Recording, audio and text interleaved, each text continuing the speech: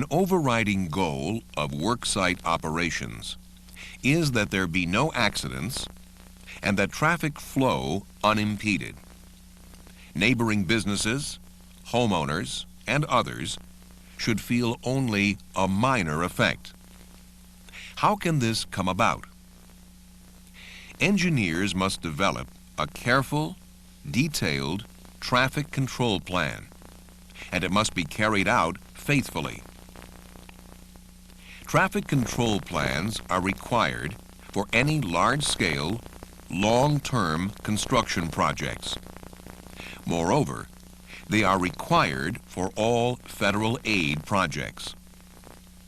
In this program, we will see how to develop an effective traffic control plan. We will follow the process from pre-planning through the actual design and writing, the implementation, evaluation, and even revision. Each step in the process is important. The plan includes traffic control strategies, staffing requirements, use of specific devices, and the design of geometric features such as tapers. In short, it is a blueprint for handling traffic through the work zone. The plan is created by a team of highway agency officials. They may be central, district personnel, or even occasionally from the resident engineer's office. And they follow this procedure beginning with pre-planning. Before the construction project budget is approved, the team makes a site visit. They must determine what overall strategy to use. Will the work require an elaborate detour of traffic out of the entire area? Or can the work be done while maintaining through traffic?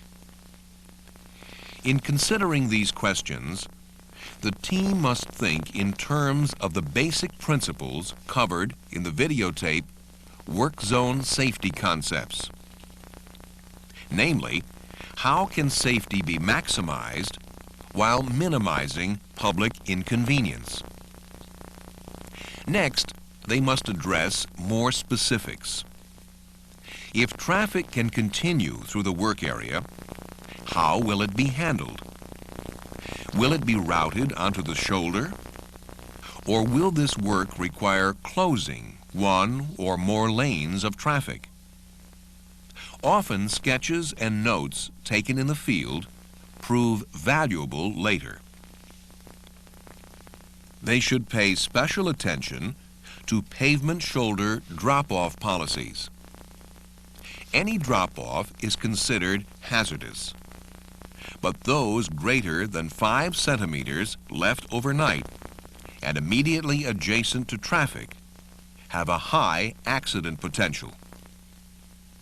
Other questions to answer when considering how to handle drop-off are: how much traffic volume will there be? How far will the drop-off be from the traveled lane? How many days will the drop-off remain? And what will be the shape of the edge or slope of the drop-off? The plan may have to require paving or creating a wedge of gravel or other material to reduce the drop-off. The team should have a knowledge of speed control policies for their department. This includes the establishment of speed limits and the enforcement procedure. And finally, there must be policies for accident monitoring before, during, and after work activity. Once back at the office, they use notes, sketches, and standard references, as well as knowledge and experience, to create the plan on paper. It will begin with an analysis of possible traffic management strategies and an explanation of the strategy chosen as the most efficient. There is a 9-step process leading to the selection of an appropriate work zone traffic control strategy. First, they assemble data. There are 3 areas to consider. The construction project itself. What type of work is going to be done? How much space is required? What is the schedule? How much money will it cost? Next, they consider traffic data. What are the 24-hour volume counts? What speed does the traffic usually travel at? Are there potential detour routes? Finally, there is roadway data. Where are right-of-way boundaries? What are the horizontal and vertical curve profiles? Are there existing traffic control devices? What is the adjacent land use? With all data assembled, the team can concentrate on the next step, determining the extent of roadway occupancy. It is necessary to determine which lanes or portions of lanes will be closed, as well as how long they will be closed. In short, what is the expected roadway capacity reduction?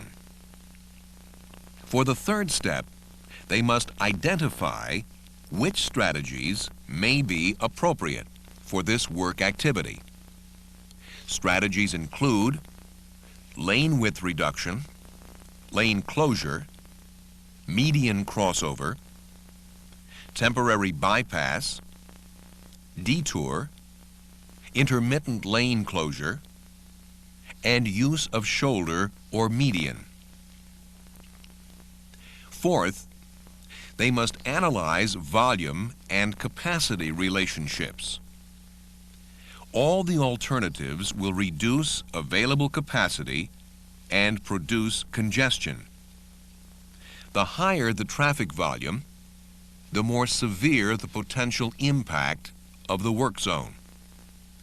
They must consider how the planned work zone traffic will affect flow capacity of the roadway.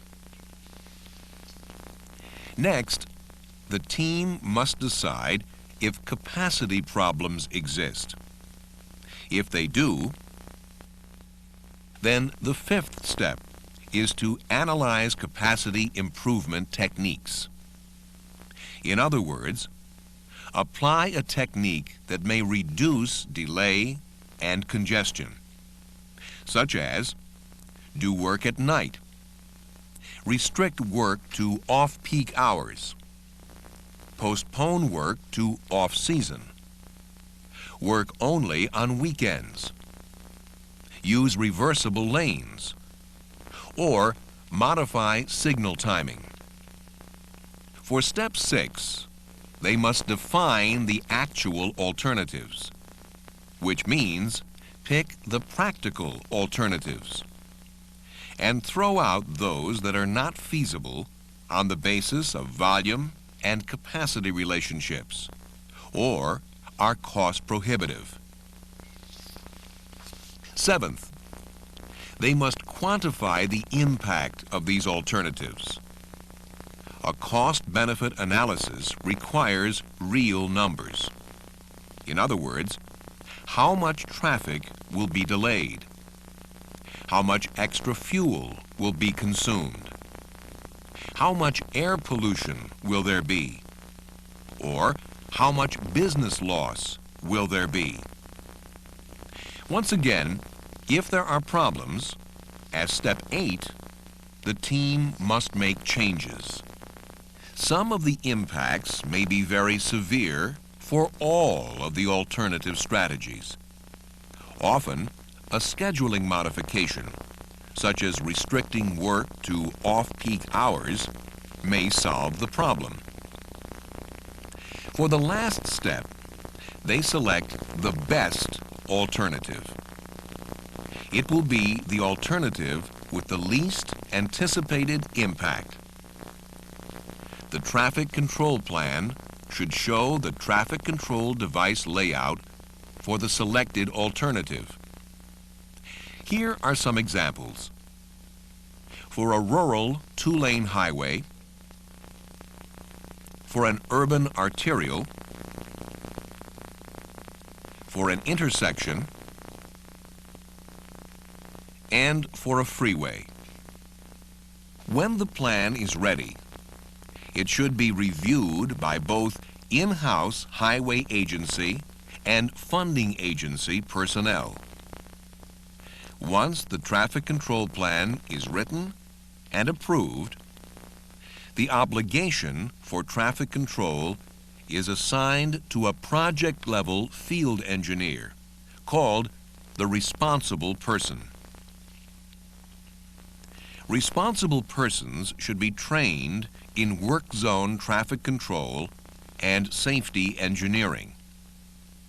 These engineers should be certified by the American Traffic Safety Services Association or another appropriate agency. Their primary concern is traffic control.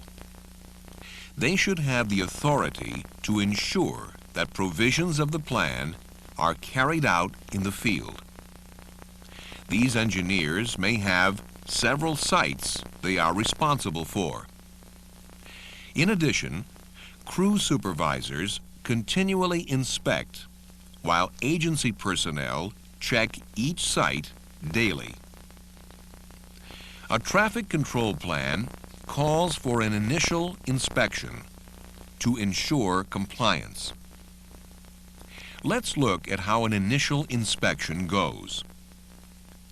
The engineer would first make contact with the supervisor on location and then perform a walkthrough, comparing the actual layout with drawings in the traffic control plan. Are the advanced signs and barricades the proper distance apart? Are the signs within the project the standard colors and size? Have they faded or become worn and illegible? Are the signs in the proper position? And do they still have adequate retroreflectivity? The engineer should check the same items regarding drums. Then, looking at pavement markings, determine if they are the standard color and if they will be visible at night. Do warning lights conform with standards? Any deficiency should be noted by the type of device and nature of the deficiency. Subsequent inspections may be done as a drive-through, and there ought to be inspections at night. On-site inspections are not the only way traffic control plans are measured. To evaluate the impact of the plan, there is also a cost-benefit analysis. It is based on a series of measurements, including accidents. The estimated work zone accident rate is directly related to the accident rate prior to construction and the average daily traffic on the route. Vehicle delay. The estimated travel time through the work zone is compared to the optimum travel time on the same roadway when it is not obstructed. Vehicle stops. Where a reduction in highway capacity occurs due to construction activity, vehicles can come to a complete stop, resulting in considerable traffic backups.